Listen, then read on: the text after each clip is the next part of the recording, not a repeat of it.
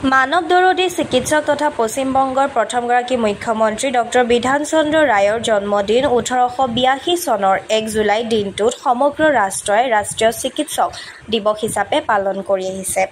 এইবাৰ ভাৰতীয় চিকিৎসক সন্থাই উপশমকাৰীৰো উপশমৰ প্ৰয়োজন হয় বাণীৰে ৰাষ্ট্ৰীয় চিকিৎসক দিৱসটো 1 জুলাইৰ পৰা সপ্তাহজোৰা কাৰ্যসূচীৰে পালন কৰিছে। এই উপলক্ষে আজি পুৱা ভাৰতীয় চিকিৎসক সন্থাৰ অসম শাখাই তেজপুৰ শাখাৰ সহযোগত তেজপুৰৰ IMA হাউচৰ পৰা এক খোজকঢ়া কাৰ্যসূচী অনুষ্ঠিত কৰে।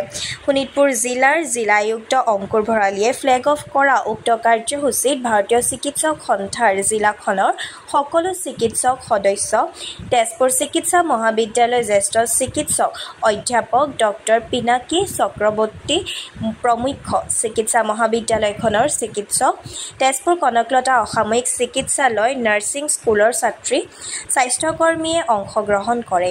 উল্লেখ্য যে ভাৰতীয় চিকিৎসক সন্থাই মানৱ শৰীৰ সুস্থ ৰখাৰ বাবে ঔষধৰ লগতে নিয়মীয়াকৈ খোজকঢ়া, যোগাভ্যাস আৰু শাৰীৰিক ব্যায়ামৰ প্ৰয়োজনীয়তা অনুভৱ কৰি এইবাৰ চিকিৎসকসকলৰ লগতে তেজপুৰৰ সাংবাদিকসকলৰ বাবে আজি বিনামূলীয়াকৈ স্বাস্থ্য পৰীক্ষাৰ অধীনত তেজৰ সকলো পৰীক্ষা, হাড়ৰ ঘনত্বৰ পৰীক্ষা, হৃদযন্ত্ৰৰ পৰীক্ষা, যকৃত পৰীক্ষাকে ধৰি সকলো পৰীক্ষা কৰাৰ ব্যৱস্থা কৰিছে বুলি ভাৰতীয় চিকিৎসক সন্থাৰ অসম শাখাৰ সম্পাদক ডক্টৰ অতুল কলিতাই সদৰি কৰিছে।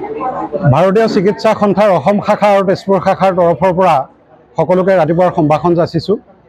আমি ভাৰতীয় চিকিৎসক সন্থাই ৰাষ্ট্ৰীয় চিকিৎসক দিৱস 1 জুলাই তাৰিখে আমি প্ৰতি বছৰে 91ত নিৰ্দেশনা অহাৰ পৰা প্ৰতি বছৰে পালন কৰি আহিছোঁ আৰু এই বছৰ আমি চিকিৎসক দিৱস সপ্তাহ হিচাপে পালন কৰিছোঁ। আজি ৱাকাথন জৰিয়তে আজি ৰাতিপুৱাৰ কাৰ্যসূচী আৰম্ভ কৰা হৈছে।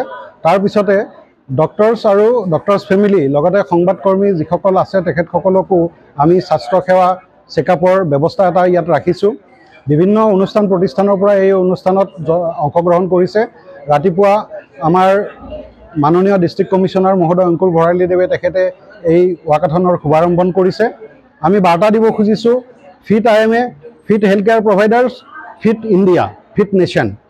আৰু হেল্থ কেয়াৰ প্ৰভাইডাৰসকল ফিট হোৱাৰ, ফিট ৰখাৰ, নিজকে সুস্থ কৰি ৰখাৰ, স্বাস্থ্যৱান কৰি ৰখাৰ প্ৰচেষ্টা হাতত ল'ব লাগে, সেইটোৰ বাৰ্তা আমি বহন কৰিব বিচাৰিছোঁ, বাৰ্তা দিব খুজিছোঁ। আমি নিজেও উপদেশতকৈ আৰ্হি ভাল হিচাপে আমি কৰিবলৈ চেষ্টা কৰিছোঁ আৰু সকলোকে আহ্বান জনাইছোঁ, চিকিৎসকৰ্মীসকলক, ডাক্তৰসকলক, যাতে তেখেতসকলে নিজৰ স্বাস্থ্য যত্ন লয় আৰু সৰ্বসাধাৰণ ৰাইজক সুস্বাস্থ্যৱান কৰি ৰখাৰ ক্ষেত্ৰত পৰামৰ্শ, নিদান আৰু চিকিৎসা প্ৰদান কৰি পেলাই এক সমৰ্থশালী, শক্তিশালী, স্বাস্থ্যৱান ভাৰতৰ সূচনা কৰিব পাৰে।